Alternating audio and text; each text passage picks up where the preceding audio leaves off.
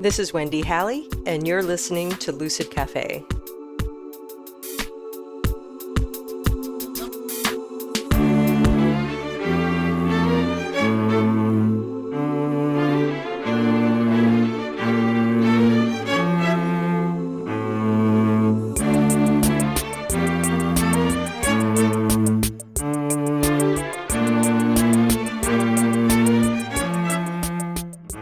Hey, how's it going? Today's episode is all about exploring consciousness. So given that, it makes sense to ask you, are you ready to journey beyond the ordinary? To unlock the hidden layers of your inner world and tap into the unseen realms? Become Your Own Shaman is a self-paced, experiential course designed to give you everything you need to begin your own personal shamanic practice.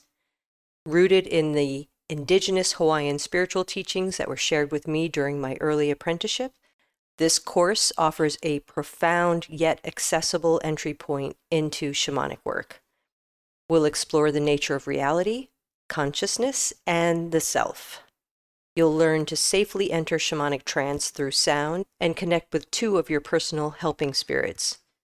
Designed to be affordable and user-friendly, this course is the culmination of my 20 years teaching shamanic workshops, complete with tools to help you move past the common stumbling blocks that many new practitioners face. So take the first step toward deepening your connection to the unseen and to your own spirit. If I didn't have my own personal shamanic practice during this chaotic time, I suspect I'd be, I don't know what I'd be. Super anxious, probably. What my shamanic adventures have helped me to understand is that reality is complicated, meaning that there's a lot more to our existence than this physical reality we find ourselves in.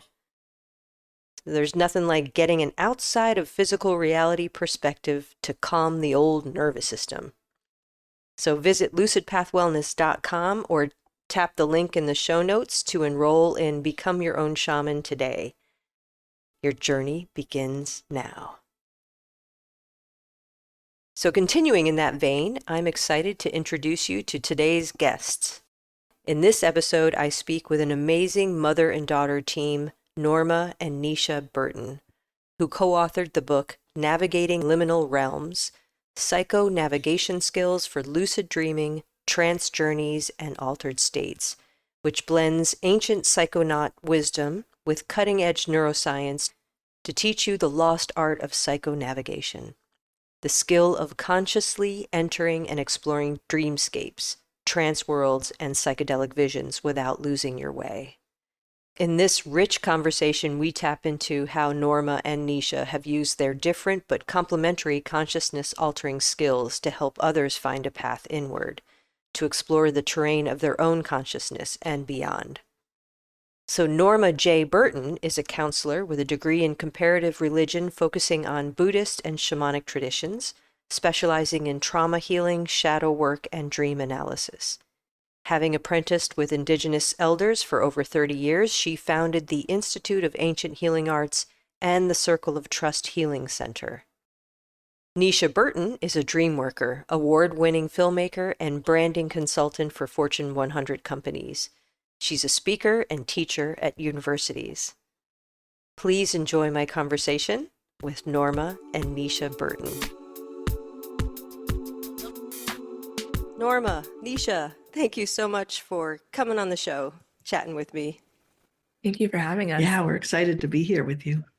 Great. I am excited to talk to you because I don't know if you could tell by the name of my podcast. It's Lucid Cafe. I am quite interested in conversations about consciousness, especially altered states of consciousness. So I was really intrigued by your book and was really psyched to get the invitation to talk to you both. The book is called Navigating Liminal Realms, Psycho-Navigation Skills for Lucid Dreaming, Trance Journeys, and Psychedelic Experiences. Okay, so that is a hell of a subtitle. So you cover a ton of ground in this book. And it's really cool, I think, because most people separate out psychedelic experiences from nighttime dreaming experiences, lucid dreams, and then also shamanic type explorations of those realms, meaning using sound, drumming. Okay, so let's see where to start. I think it would be cool to first talk about the fact that you are a mother-daughter team, Yes. which is really freaking amazing. And I would love to hear just a little backstory of how, because typically kids will rebel against their parents. You apparently did not do that, at least with your mom. And I'd love to hear a little bit about how, I mean, you talk about it in the book, but I'd love to hear a little bit just about this origin story of how you got to the point where you're co-authoring this book.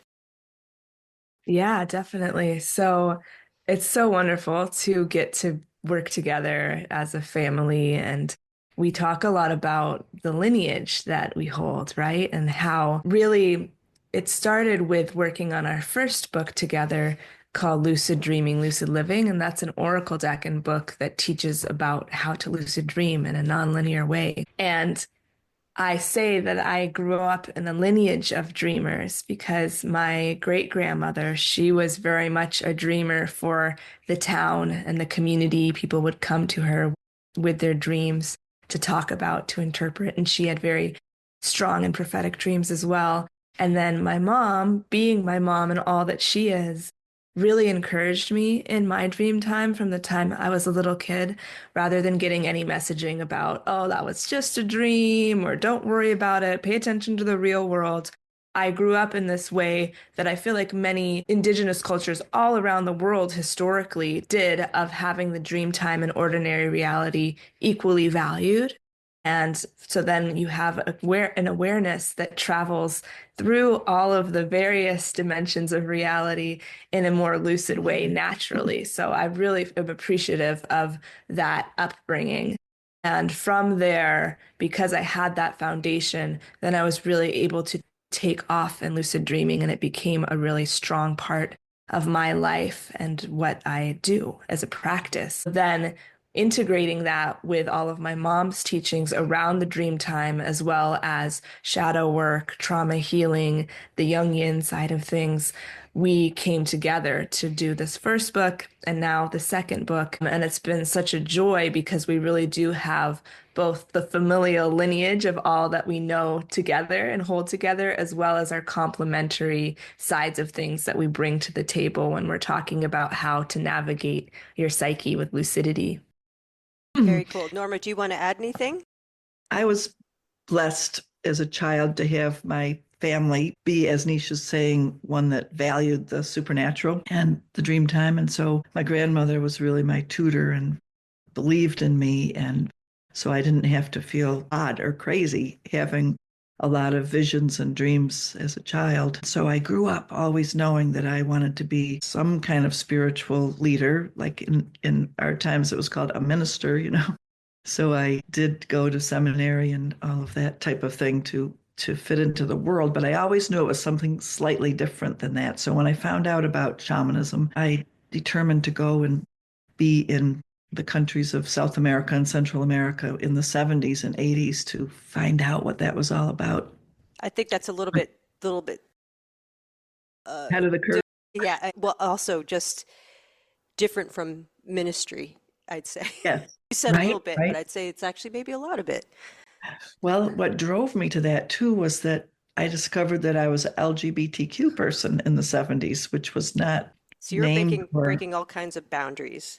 So I think I was an Aquarian age person still in the Piscean age, like ahead of my times. And that really moved me to explore things out of the box, and to look for some messages or guidance from elders in other cultures around the world. So Nisha, in her little life in the 1990s, went with me everywhere around the world too. So she grew up being immersed in these multicultural explorations of consciousness, and that evolved into her having a deep inner life herself at a young age. I remember when she was just 2, she woke up one morning and said, "Mom, where's the hole?" And she was going through the sheets and pushing them aside. And I said, What are you looking for, honey?" And another parent might have said, "What do you mean? That's crazy. Let's get ready for school," or something, get ready. But I said, what are you looking for? And she said, there was a hole I went through and I found a tiger there. I said, wow, that's amazing. That must be your power animal. And she said, yes, I got on its back and I rode with it and it was my friend. And so that was the first shamanic journey that I remember. Wow, that's wicked cool. It's Isn't your that tiger cool? woman, huh, Nisha? Yes, that's definitely a power animal that's been with me through my life.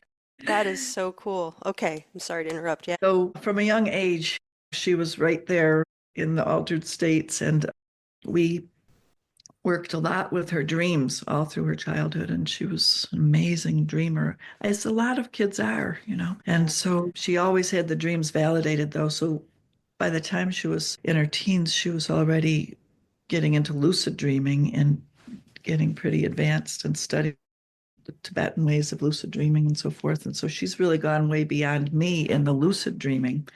So it's fun to see how the lineage can evolve too, you know, and the next generation takes it to the next level. So it's a wonderful camaraderie that we have. And um, I was afraid maybe she'd rebel, like you mentioned, you know, and go a whole different direction when she was little, but no, that's never happened. She's always been, you know, a mature person on her own path, but then we could blend our paths equally and be respectful of each other too. Well, it kind of makes sense then if Nisha, if those doors opened up for you so young that you'd be tuned in that way. Like, I guess the need for rebellion wouldn't be relevant because you connected to what you needed to connect to, which is what rebellion is about. It's like trying to find out what you need to connect with that's separate from what you were told. And Yeah. Totally.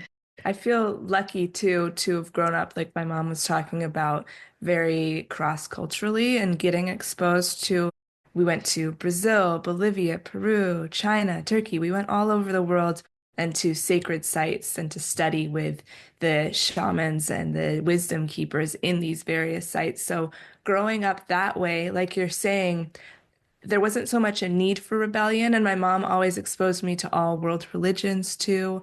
And so rather than rebellion, it was more like seeking which ones resonated with me, which ones were my strongest path. And being raised in that way, yeah, it provided me the opportunity to choose my own paths, to choose the things that were most resonant for me while not needing to go against some dogma because I wasn't being fed just one pathway to take. I had many opportunities to see what was the best for me. how cool is that? What a gift, Norma, Yeah. you gave your child. Really, seriously. I mean, if you think about it, we don't, for those of us who end up having unusual experiences in the liminal spaces, there's no cultural context for it other than insanity, unfortunately, medication for some folks. Western culture became so afraid of the altered states, the mystical states, right? And it's always been having to be subjugated, a subculture, as was the feminine, right? Western culture, where the powers that be were not wanting people to acknowledge their power and have access to those realms, because to have access to our whole selves, our multidimensional selves, right, is very empowering, even beyond this bodily timeline life, you know, to realize that we are bigger than the bodies too, that we have eternality, you know, that we may be these very amazing beings that have tremendous powers of imagination and creation. So, right, there's been a lot of need to recover that and to help people understand that it's important to have access to the dream time. Yes, And that's please. Yeah. that's a lot what we talk about in our book because, like my mom is saying, empowering people, there's so many ways that we get disempowered, that we look to external authority to guide us and to shape us. And really, a core of psycho navigation, which you can hear in the word, is about navigating your psyche, navigating your inner worlds, is about reconnecting to your personal empowerment because you reattune to your inner guidance system and you learn how to trust yourself going into those realms that are the unconscious, the less consciously acknowledged, right? And then when you see, oh, wait a minute, I can bring lucidity into these realms, I can understand and work with my shadows that arise in this space, I am so much more powerful than I give myself credit for. Then in ordinary reality and waking reality, that carries over too, because you really have attuned yourself to what lies beneath the surface. Yeah, well, and once you've had direct experiences like that, I imagine you can't help but be changed in response. So that's not something you can read in a book or be Right. taught or told. I mean, it's a very intimate, personal experience. Yeah, And I like that you use the word direct experience. I often use the Greek word for that, gnosis, to know directly through direct experience. And that's what we're talking about, right? Going through the drumming journey into this direct, lucid experience with another being that guides you, or going into the dream time in a lucid state where you have such a direct sensorial experience. You can't deny it. Once you have those experiences, like you're saying, they're memorable, they're real, they affect your life. yeah, if you think about the times in your life, maybe not for the two of you, but the times in your in maybe someone who's listening, your life where you've had a big dream, one of those really what I'd call a big dream that stays with you and you can recall it forever.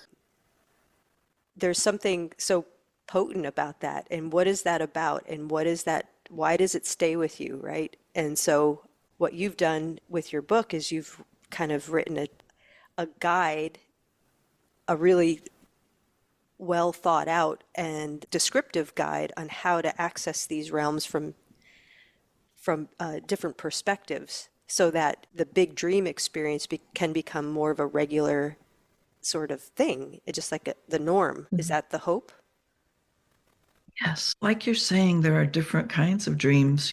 There are ones that are very striking that might relate to your whole life plan unfolding. And then there are ones that are more about your daily life. So there's different types of dreams, and all of them are important. But our book is to help people validate and value whatever kind of dreams they're having and start to write them down and keep track of them, right? To give value to them. And then to also learn these ancient methods that have been in all cultures around the planet for a long, long time.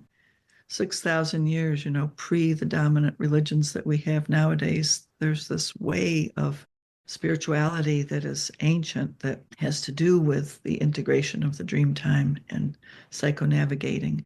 So that's what we're hearkening back to in our book, that there are these ancient teachings for humans in how to navigate our consciousness that we need to learn, that need not to be forgotten, right? That are wonderfully still available to us. And so we felt it was really important to bring forth these teachings about psychonavigating through drumming journey and through dream work as precursors to people using psychedelics, because I'm watching people jump right into psychedelics, like jumping into the deep water without really knowing how to navigate. Thank you. Then they don't Yes. know how to come back properly. They don't know how to integrate it properly. Some people get so overwhelmed they can even have psychotic breaks.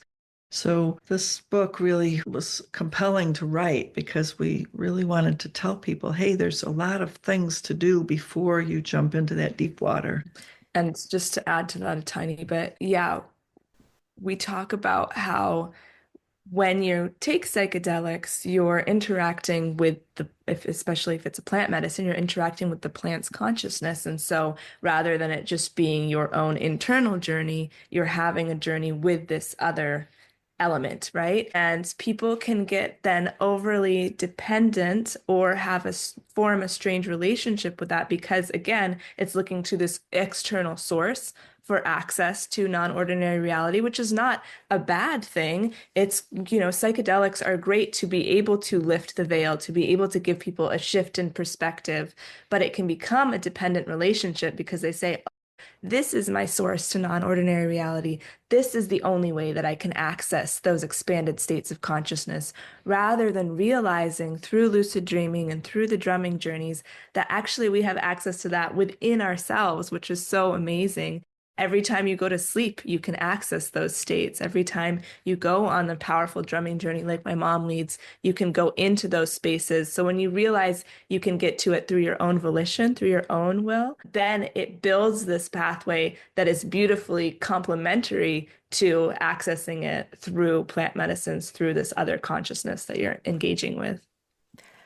I love that you're saying that. I think it's really a vital message because, as we know, psychedelic assisted therapies have become this sort of the next thing that people are doing to have a miraculous shift in their healing. And I get the calls from the people who got stuck afterwards, are really struggling with the integration process, and there's not enough follow-up with the people, and or some people going into psychosis like you mentioned, and it's heartbreaking. But one of the things I want to sort of get back to, which you cover early in your book, which I think is so important and you touched on a little bit, is this. It almost struck me, I don't know if you use this language or not, as accessing these realms is like a birthright. And if we go back far enough in our ancestry, anyone, that we will bump up against ancestors who were embedded in a shamanic like tradition where this was the norm. That's It's kind of such an important thing to emphasize, right? Because that's another thing that has happened in our Western cultures, seeking after guidance from Native American indigenous people or indigenous people all over the world. And that is wonderful to value the indigenous wisdom. It's a great thing to do.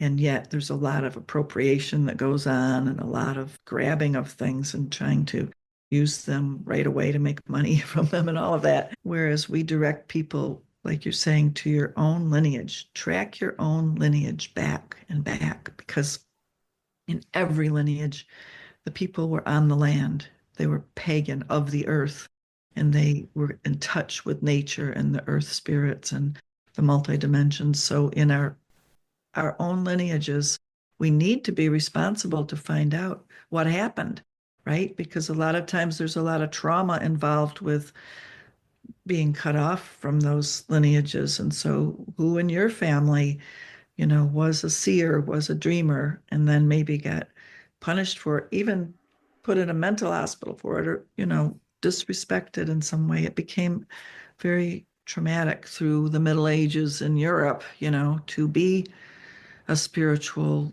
seer. And a lot of them were women, so the witchcraft trials, all that's happened in Western history that has brought a lot of trauma associated with this. So it's important that we track back in our own lineages and find our own mystical roots and honor them and not be trying to grab other people's, like really go into your own roots, because you've got to heal your own trauma wounds in your lineage, right?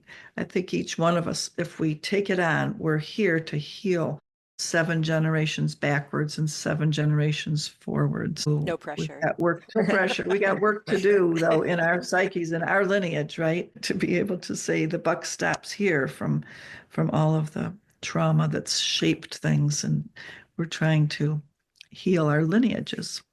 And also, in like you were just saying, in the tracing back, in the realizing that it is our birthright to exist consciously in both ordinary reality and the dream time, I think a lot of the reasons that there has been a targeted disconnection from that is because that really is where your power lies, and where you connect both to your inner knowing as well as a greater knowing. It's amazing when you do start writing down your dreams, when you do start giving importance to your dreams, you'll find that there's a lot of insight in there, right? Both It's about rich, yeah. happening on the mundane levels as well as precognitive insight. So many times I've had dreams that I've thought initially when writing down, like, oh, this is kind of a weird whatever dream, just like kind of discredited at first. And then you look back a week later and you're like, wait a minute, that was exactly what's happening right now in my life. And had I just forgotten that dream or written it off, I wouldn't see how my mind is connected to so much more insight and knowing. And so that's why when you trace back to all cultures, you'll see that before, many people were much more integrated with the dream time and ordinary reality and honoring both because they realized it's all one interwoven web that our human psyche, our human consciousness is traveling through. Well said, both of you. Yeah. I want to acknowledge the many, many people who have been drawn to shamanic practice and have been studying other indigenous teachings, like myself, who I think I mean, I don't know if you want to say something to that, to those of us who, like, who might be feeling guilty for doing that. In my case, I was drawn to Hank Wesselman back in the late 90s, started studying with him in 2001, and the Hawaiian elder that took him under his wing, I got to meet him, and he said to us, share this information with the world. But the way I was taught was that it's like we're giving you a foundation to kind of give you a context for this realm, and kind of through this Hawaiian, which it's like some of they're brilliant teaching points. I mean, they're brilliant cosmologies. It was super helpful. But then once you have those, your teachings will take over in the dream time. So it's like you just use them as a jumping off point rather than an anchor. Rather, does that make sense? Yes. Well, I'm so glad you're bringing us back to this point because, yes, we don't want anybody to feel bad about having had the wonderful experiences of studying with Indigenous elders. We're so blessed that we're living in an era when we can know of people all over the world and go and be with them and have that rich experience of that training from other perspectives. And I was so blessed to, like you, to study with amazing people. I got to study with Guadalupe de los Rios, who's a Huichol, Maricame shaman, and others, Angela in Brazil, etc. And I'm so thankful that it changed my life so deeply. So nowadays, people are traveling all over and having wonderful interactions with Native elders. And I loved what you said about that opens a door, creates change in perspective and information available to us that then ignites our own psyche and our own deep connection with our own dream time, and everything can take off into a deeper exploration through the igniting by the ancestors and these indigenous traditions. So yes, we really honor that in our book, and we're trying to help people name their lineages. So like you named Hank Wesselman, it's good to name our lineages, right? And to always acknowledge them when we're talking to other people or training them, to not act like we created it out of nowhere ourselves, but to say, That's no, I got to obnoxious. study Yeah. this person, right? Right. We got to acknowledge the lineages, and then Yeah. it does away with the fear of appropriation. They say if you acknowledge the lineage and have permission, like you also talked about the Hawaiian shaman giving permission and saying, share this widely. Yes, Yeah. that's He said, you're Guadalupe, making my job easier. right? Because that permission means everything. And sometimes somebody might tell you, share this, and then abide by that too, But yes, so having permission and naming the lineage is so important to not be appropriating. And yeah. And I feel like part of that naming too, because we are a multicultural world now, right, where we do have access to so many cultures and learning from one another, then it shows the tapestry that you're weaving and where you're pulling from. And for myself, like my mom mentioned earlier, I was really drawn into Tibetan practices, dream yoga practices, as well as the Tibetan Book of the Dead, and then Taoist lineage as well. And so there, as we're talking about cultures that have had more continuous access to and knowledge around working with non-ordinary states of reality. Whereas, in our Western culture, there was a separation, there was an intentional cutting people off. And so learning from these lineages that have had a more continuous line is super valuable, because then that knowledge was not suppressed as much, that knowledge was Exactly. not forgotten in the same ways. And it's awakening these knowings in ourselves that are innately true to us as humans, right? And it's showing us, oh, wait a minute, I remember this. It's almost like a remembering, like when I came across those lineages, as I was just talking about, it didn't feel like I'm learning this very new foreign thing. It was like, oh, this resonates so deeply because I remember this as a true path and practice of how to access these realms, how to work with these realms. I remember saying, I feel like I'm home. Hmm. Yes, yes. Yeah, very true. You know, in the book, we talk about um, that you will meet a guide, and the guide will show you a map, and you'll recognize the map like your oldest, truest pathway that you've always known. So there are these ancient maps of consciousness that we should be shown by elders and our teachers.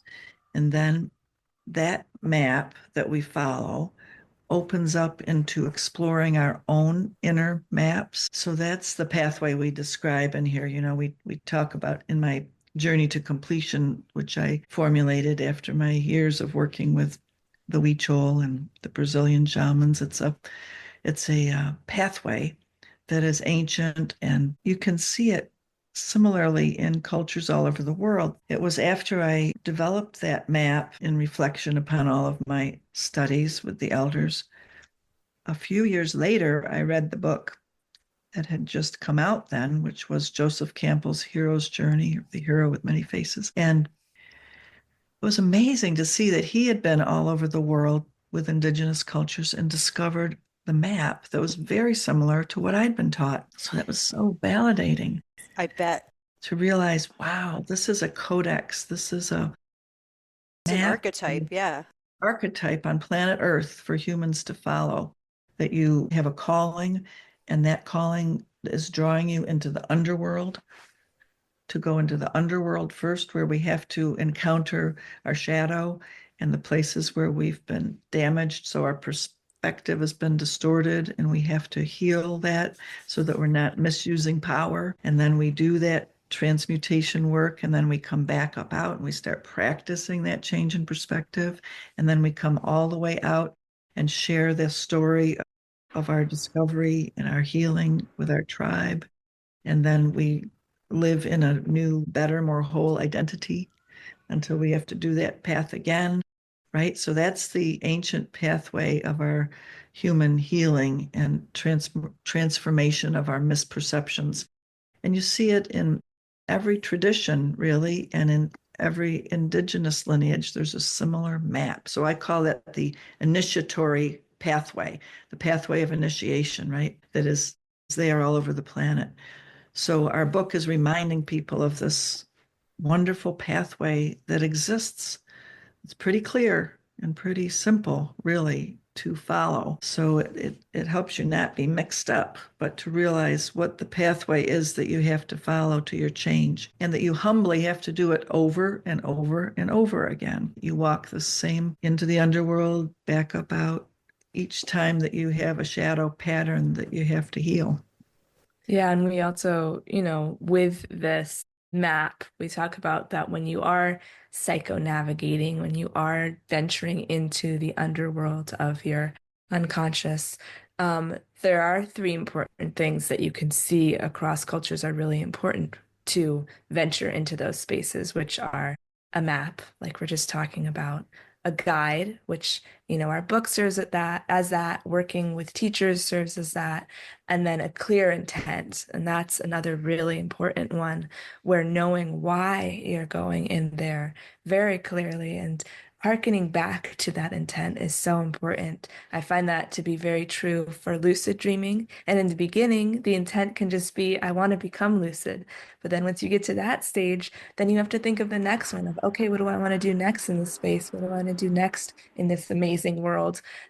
And so having that to propel your progress forward is so important. And then with psychedelics, obviously, too, having a clear intent, because a lot of people can do them in a more haphazard way. And that's where fragmentation happens oftentimes. It's like, oh, I'm just kind of going to do this thing, not realizing how powerful and profound it can be, and then getting lost in those worlds. So having the intent is really what you can continue to anchor yourself back to in those moments that are frightful, in those moments that are intense, being like, okay, well, why did I come into this space? Why did I alter my consciousness to get some kind of gift, to get some kind of revelation, to, build some kind of skill? So let me come back to that as I'm journeying in these liminal spaces.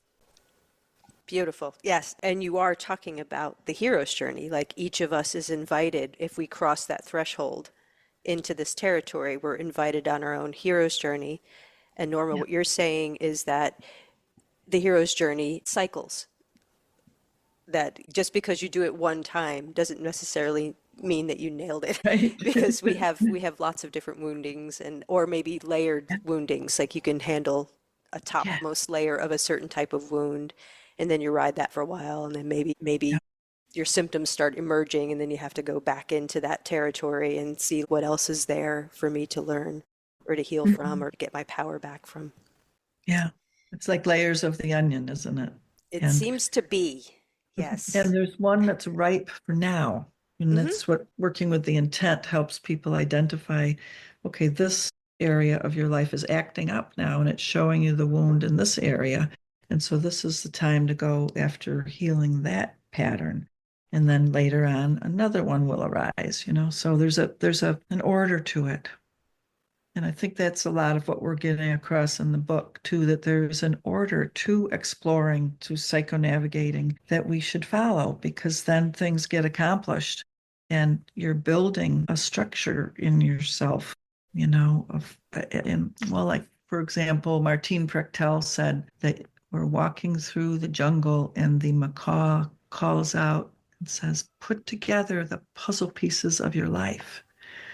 So that's our task, right? That we have a piece by piece by piece of the puzzle of our life that we're trying to put together. And we have to go on these journeys in an orderly way to be guided to find the next puzzle piece that we need to find next. Yeah, and building off of that, one of my other careers that I have is as a filmmaker.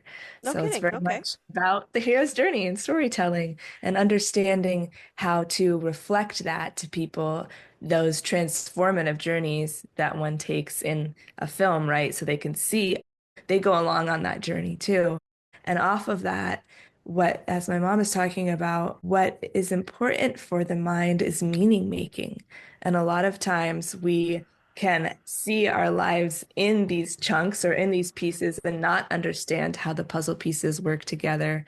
But with the intent and with these different elements, you start to make meaning of, oh, this, childhood trauma, or oh, this particular thing that happened here relates to how I'm operating now in my adult life, relates to how I need to have this clear intent around wanting to heal this particular pattern. So as you make meaning, you give the psyche the opportunity to then organize itself in a clear way and then move forward with that clear, lucid perception of, okay, this is why I'm walking this particular path at this time in my life. This is how I can navigate it with consciousness, with awareness.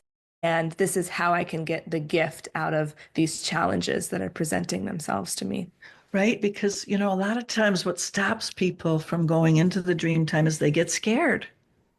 They have a dream that scares them, a Very nightmare, true. Yeah. right? And then they shut down. I've talked to so many people, you probably have too, who that has happened to. They encounter something scary in the dream time and it seems overwhelming. They can't handle it and they don't want to dream anymore. And they literally shut off their dream time for years at a time or shut off their psychic abilities.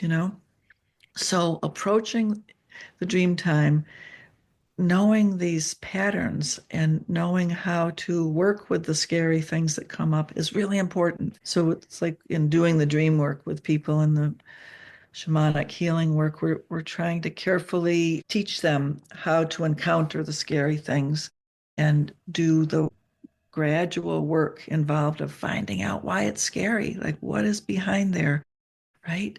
I believe that our unconscious will give us information in an orderly way if we give it a chance. But sometimes, you haven't paid attention to it, and then you get blasted with something because it's like it's pulling on your shirt, pulling on you, pulling, pay attention, and you don't pay attention. And then something bigger happens so that you have to pay attention. But then when you turn toward it, right, and try to begin to carefully understand it, our unconscious wants to give it to us in a gradual, orderly, organic way that we can handle. So don't don't back off from the dream time, people out there. Like if you need help, seek out a good therapist guide to help you understand why the things are scary. Your unconscious is there to help you and to be your ally in helping you heal and discover. Absolutely. Yeah. What a great message. Yes. I'd love to throw this question out to the both of you because this is something I bump up against a lot with the folks I encounter is if they have a really cool dream experience, waking or asleep, they don't know what to do with it. In other words, one of the things I think we've unfortunately lost, and maybe you disagree with this, is our ability to know the language of symbolism or understand it. And it is, to me, it's like a language. I mean, you have to become familiar with it. Like, what do Yeah. these particular symbols mean to me? And then there's the more archetypal meanings that you can lean on to help you along the way. It's such an intimate journey, as you've both been pointing out. It's such a personal journey. Do you run into that? When people are stuck with like, I have this information, I just don't know what to do with it. Yes, it's such a good question. What I do is slow it all down and really value every tiny thing that's come out in the dream. Like, what color was you can only remember the floor in this room. Okay, what did it look like? What color was it? Did it have any marks on it? Can you see any more of the room? Was there a color of a floor like that anywhere in your childhood? So you value every little thing and then it unlocks the right information. So that was the floor in the kitchen of my grandmother. And oh, that's where this man came to visit that day and something difficult happened. So Be every curious. little Yeah. thing. So be curious, be very curious, and don't discount anything. We tend to discount things so quickly, or think that we don't know anything, but every little image that comes in the dream is valuable and means something.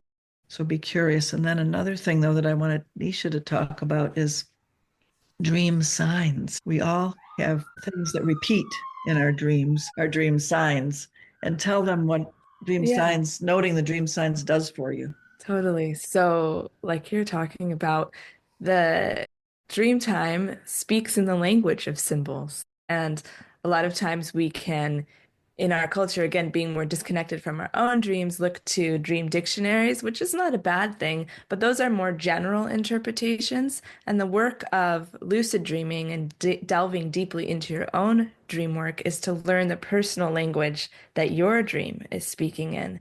And so, a key part of lucid dreaming, which I'll just say a definition of it, I'm sure a lot of people know what it is, but some might not. A lucid dream is one in which you become aware beyond a doubt that you're dreaming while still in the dream. So rather than waking up and being like, oh, I kind of knew I was dreaming, with a lucid dream within the dream material, you're like, I know I'm dreaming, and now I can interact with the dream in a way I could not before. And everything kind of comes online and becomes very vivid and very real. So, what you're doing to build up to being able to have lucid dreams is tracking what your personal dream signs are. And there are collective ones or ones that are familiar to many people, but some examples are being by a large body of water, presenting in a classroom, or in some kind of setting where your work setting where you're presenting. Being in an elevator is another one some people have. They're elements that you encounter often in your dreams. They're things that you are often doing. They might even be objects that you often encounter in your dreams or particular people.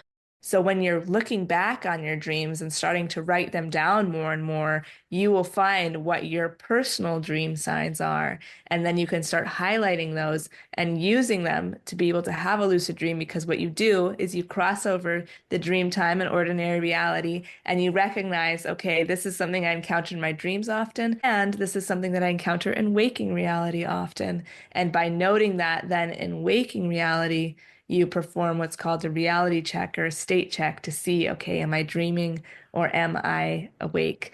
And by doing that, when you encounter a dream sign in waking reality, then you're training your mind to also do it when you encounter a dream sign in your dream time. And when you do that, when you perform a state check, encountering a dream sign within your dream, then you become lucid.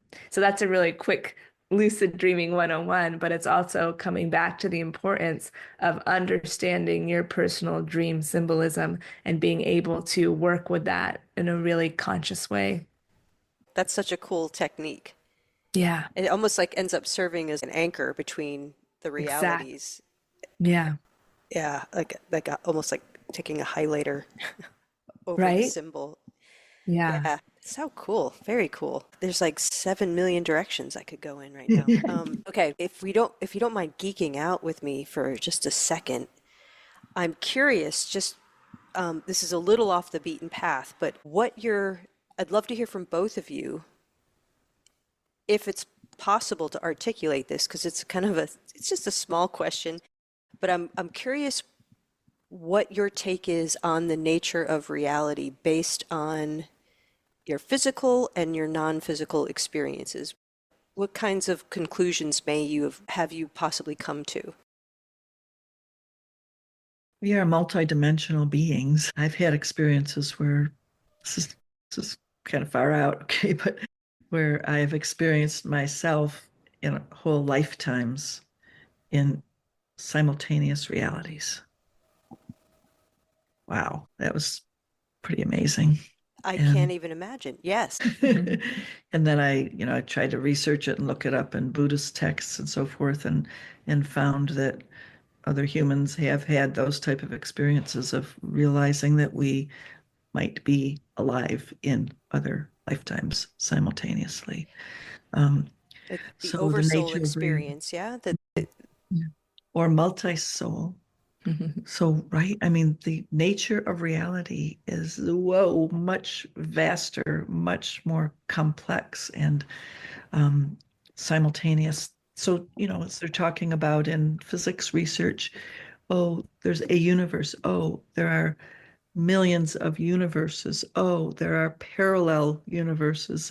Yep, everything in time is different than we know. So there's so much going on in exploration of the multidimensionality of everything. So, Norma, then are you suggesting that you had a visionary experience that showed you yourself as incarnated as Norma in many different experiences at the same time, or different versions of different identities simultaneously? Yes, I was awake, and it was in the night, but I was wide awake, Okay. and I was taken on an experience of being shown that I was at first in one other lifetime and shown it in great detail of me being there. And they As were showing Norma. me this Norma, yeah, of Okay. how to remember that one and this one and keep conscious in both. And then I was taken into another one, conscious in three, conscious in four, conscious in five. This experience went on for about 4 hours, and I was taken to another and another and another. Holy shit. 100, 1,000, and being shown how to stay conscious. It sounds unbelievable, but it was an incredible experience of being shown conscious existence in other realities. And then during it, I was texting Nisha in the middle of the night. She was in another state, and I was saying, "Don't worry about me. If I don't come back into this one, this reality, I'm seeing that I exist in many realities. And so, Oh man. but and so Nisha said, I am so glad I didn't see those texts. I was asleep. So I saw them in the morning, and then, she had What? texted more of how she came back and whatnot. And so, like, yeah, I'm glad I wasn't reading those in real time. Yeah. I was just going to ask, I mean, if there was a more appealing version of you, like, and like, I think I'll Could have collapse gone to into that this one. one. It's kind of like that movie, which it's so amazing that it was made in our time, but everything everywhere all at once. Yeah. Yeah. Right. When I had that experience years before that movie was made, and when she said, Mom, you've got to see this movie. It's about your life. Yeah. Or So all of that us. Yeah. idea of everything everywhere all at once, I think is what we're evolving towards, right? Realizing our interbeingness, not just with human consciousness either, but with plant, animal, and other consciousnesses in this universe. I mean, there must be millions and many kinds of consciousnesses too. So I gave a talk last week on AI and spirituality, Okay. because AI is a type of consciousness that we're developing and encountering, and to not be so anthropocentric in our holding on to, well, it's not human consciousness, so it's no good. Or so to be open to many kinds of consciousness, that's radical. And I think it's where we're going in the Aquarian age. So that means, just before Nisha, before you go into your take on reality, you're saying AI, suggesting that AI could, I mean, has its own form of consciousness Yes, that we should befriend it. rather than be afraid of it. Yes. We're going into a time rapidly when AI consciousness is something we're going to all be interacting with. And so many people are afraid of that, and afraid that it will take over, afraid it will dominate us, afraid it will hurt us. Well, we are in a universe of many kinds of consciousnesses, and we can't be afraid of that. We have to be open and interacting, and then, of course, trying to influence it and be with our values for the good, our values for the highest good of all, as we interact with AI consciousness and other kinds of consciousness. It's very important that we come to it with a value system. I think that's what people really are afraid of, is that others will influence with value systems that are dominating and controlling rather than for the highest good of all. Harkening back to my indigenous teachings, the Huichol would always talk to me about you're gathering your power so that you can use power for the highest good of all, right? So that's the value of the path of heart that we have in us, and that we are trying to develop more and more, that we would be acting for the highest good of all and clearing away our competitiveness and our fear so that we can be in these co-creative relationships for the highest good. Have any talks scheduled with the tech bros in the near future? We just talked with Google X last weekend. Okay. Computer. Yeah. All right. So, Nisha, I'd love to pick up with your take on the nature of reality. Definitely, yeah, it's a great question. Well, following on the thread of AI, another career path that I have is I've been an emerging technologist for many years, working with virtual reality, augmented reality, and AI. And so I very much agree with my mom in that it is another emergent consciousness that is coming to us.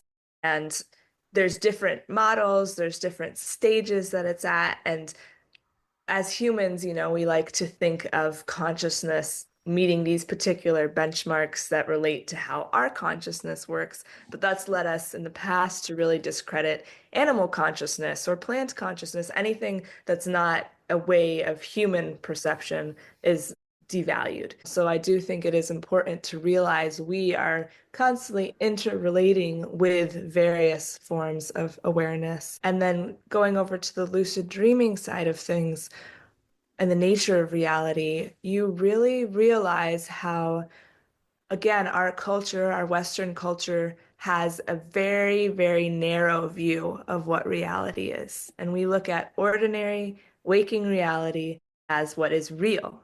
And then everything else is, oh, it's just a dream, it's your imagination, thus putting it in opposition and making it not real, discrediting it. When you become lucid within a dream, as I mentioned earlier, the quality of the dream changes. It really comes online in a new way, and it feels as visceral and real as this waking reality. If you touch a table, you feel the weight and the form, the formed nature of the table. If you eat something, you taste it fully. If you fly through the air, which is an amazing thing to do while lucid dreaming, you can feel the wind moving through your hair. You can feel your embodied sense of reality within the dream time. And so then bringing that level of lucidity into that space that we often discredit as not, it's not real. You realize reality is so much more than we often give it credit for. And again, with psychedelics too, a lot of times if people haven't done them before or they're just thinking about them, it's like, oh, that's not really real. That's my mind hallucinating in these ways, all of this. But when you're in an experience, it's as real as this waking, ordinary reality, and you're just transported into this slightly different perception of reality. The eternal now is a lot of times what it feels like. And so realizing that reality is so much more than we give credit for in our Western view of things, then you can see how your consciousness is more than just your physical body in this incarnation, which also often goes hand in hand with how we define reality. And it can be then very scary to think about leaving this particular physical body. And that's one thing that really drew me to lucid dreaming, was that I was driving along in the car, I was talking to my mom, and I was like, oh, and when I die, but rather than it just being an offhanded comment like it often is, it really hit me.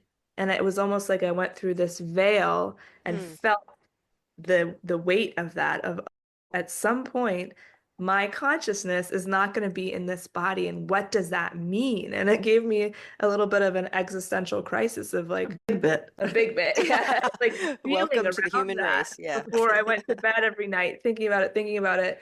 And then eventually I again got really into reading the Tibetan Book of the Dead, which is all about teaching souls how to move through the bardos, the liminal spaces of after death process. And I came to dreaming and I thought, okay, wait a minute. Every night my consciousness is going somewhere else that is not this formed, ordinary, linear reality. So what if I bring more awareness into that space? Maybe I won't need to be as afraid of leaving this formed, linear, ordinary reality when I ultimately die and pass on from this body. And when you do that, you really do see how much more reality there is than just this singular point. It's complicated. Yeah. Yeah. Yeah. Complex. Jung said the shadow is a complex. People get afraid that they can't understand the complexity of their consciousness, right? But my work as a therapist, I think you're a therapist too, it sounds Yeah. like, is to help people what I call unthread the complex knots that their psyche has gotten into. We gradually unthread the knots so that it gets clearer and clearer what really happened or is happening. So at the same time that everything's complex, I think there's also, we have the ability to slow it down and track it so that we can come to understand reality, right? So it's really important. I try to emphasize to people, we can know reality such as it is. And I think that's why planet Earth is such an amazing experiment of going through linear time, right? Because we can slow it all down and say, this happened here and in this place and in this time. Yes, it did. And this happened next and this happened Such next. a great point. Yeah, that we can do that. Yeah. Yeah. So we can slow it down and come to what the Buddhists call tathagata, which is suchness or reality such as it is. But it takes a lot of work in our minds to unthread things and slow it all down and become present. So you're really, really present in the present moment with reality such as it is. So that's an important part of our work here, don't you think, on planet Earth, that we are meant to be present, very, very present. Yeah. Yes, and we've gotten a bit far afield. Yeah, I right? mean, I call From it the noise. Like we have a lot yeah, of internal noise, mental and and emotional external noise. inundation by our cell phones all the time and And then there's every. the external noise. And if you're sensitive, you're hearing all of it. So it's important, I think, we emphasize to get off into nature Yes. as much as you can, right? Because in nature, you're away from all of the media and screens and everything, and you're calming down your mind, and you can be with an attunement to the spiritual presence in creation on earth. Don't you think that's a big healing for people to get off into nature? I can't think of better Yeah, healing or better really. medicine than It going into always meets nature. you, Yeah. right? In a Well, good way. we are nature. So why Darn it. wouldn't we want to submerge ourselves with our cousins? Yeah, yeah. Yeah, yeah. I mean, if you are feeling stuck and you go hang out by a tree or by some water or sit on a rock, you probably won't feel as stuck in Yeah. 5 minutes if you just sit So, there quietly, right? yeah, it's like, please go to nature. It's free if you have access to it. Yeah, that's a tough part in a metropolitan area, unless you go to Mhm. a park, I guess. So you have created a map to find your map Yes, in your book. yes, So, besides the books you've written together, do you work with people in other ways? yes. Thanks for asking that because my life work is as a therapist, Jungian and depth psychologist and somatic healing psychologist. So I work with people on a daily basis and also in groups. And Anisha and I are creating a whole online mystery school that people can come into it and do self-paced learning in these realms of lucid dreaming and the shamanic healing work so that that will be available soon. And I also have a whole ministry life, so I run ritual experiences and can be brought to different, I go all over the country, all over the world, meeting with groups of people to take them into the deep dream work and ritual space. Nisha and I are going on a European tour this summer of speaking at many different groups and bookstores and at festivals and Awesome. conferences. That's great. Yeah, so we're going to be in person trying to spread this good work.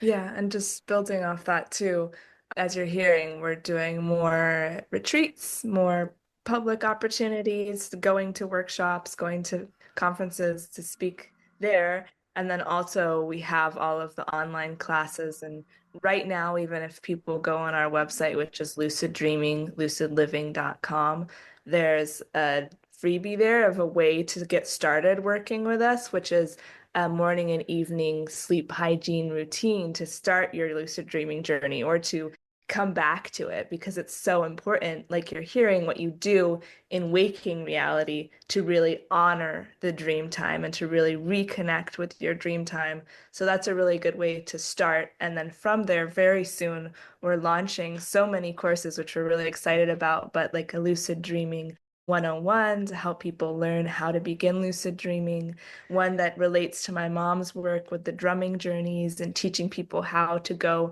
into lucid consciousness from waking reality through It's the called drum beat, Animal Instincts. called Animal Instincts, Very and then cool.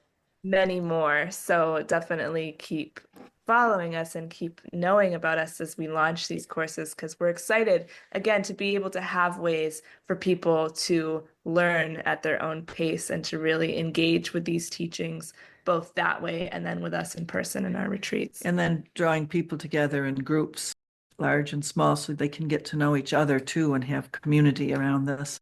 I've taught my Journey to Completion shamanic year-long training program to thousands of people over the last 30 years. So there's a large community all over the world of people who have done this deep work and they want to know each other. So this year we're forming an alumni group too. All right.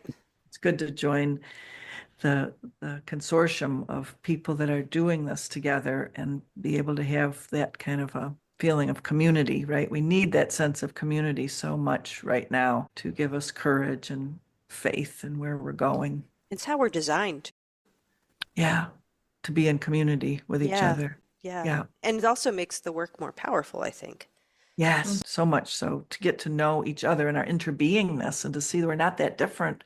I mean, yes, we have our diversities, but we're so similar in so many ways. Really builds the sense of hope. And another thing that Nisha does a lot is that we have Instagram, and she puts out a lot of good short clips of information about dreaming and lucid dreaming on the Instagram site. So that's under Lucid Dreaming, Lucid Living too. So check out the Instagram handle. And yeah, it's the different ways depending on how you like to consume media. There's the bite size, there's the YouTube channel with a little bit longer, and then there's the courses, which are a fuller course. So it's there's lots of opportunities. Lucid Dreaming, Lucid Living. And you're doing it. You're both doing the lucid living while you're lucid dreaming. That's awesome. I'm so thrilled to find out about your podcast too, about lucidity, and it's just so great to talk with you in these deep ways. I've thoroughly enjoyed it. I mean, my passion is talking about this stuff. Sort of on the tip of the iceberg together too. We could go to so many places. I was thinking we've already gone over, and I could go another couple hours. Maybe we could do it again sometime. I would love to have you come back and talk some more about some of the places we didn't get to go to. So I really encourage people to pick up your book and to explore these territories, because you can. I mean, if you need a guide, you can find a guide, but you do have an ethereal guide who, if you can connect with them, will also help you. So it's, as soon as you want to start, the invitation is there, and you have this lovely guidebook to help you along the way. And I love the fact that there's a progression that you're pointing out through your experiences that it's important to follow before you dive into really heavy psychedelic experiences. You don't want to do it unprepared, not to incite fear in anyone, but it's just for staying balanced. Yes, exactly. And getting more out of it. Yeah. And learning the pathway. Navigating Liminal Realms is available through Amazon and all the places, I imagine, right? Yeah, and bookstores soon. And so you're one of the inner traditions of imprints. Thank you. I couldn't think of the word. We're thrilled to be printed by Inner Traditions, Fintorn Bear and Company Press. It's a lifelong dream of mine to be published by them. And so all right. Well, thank you both very much. It's been great being with you. Thank you for all the great questions. It was very exciting to talk with you. Imagine having a spiritual kinship with your mom. What a great thing. If you'd like to explore Nisha and Norma's work and their offerings, please visit their website, luciddreaming.com. And if you're interested in starting your own personal shamanic practice, you can find out more about my self-paced online course, Become Your Own Shaman, using the link in the show notes. And we're going to keep the dream theme alive in the next episode, where we'll be exploring the magic hidden in our dreams. Until next time.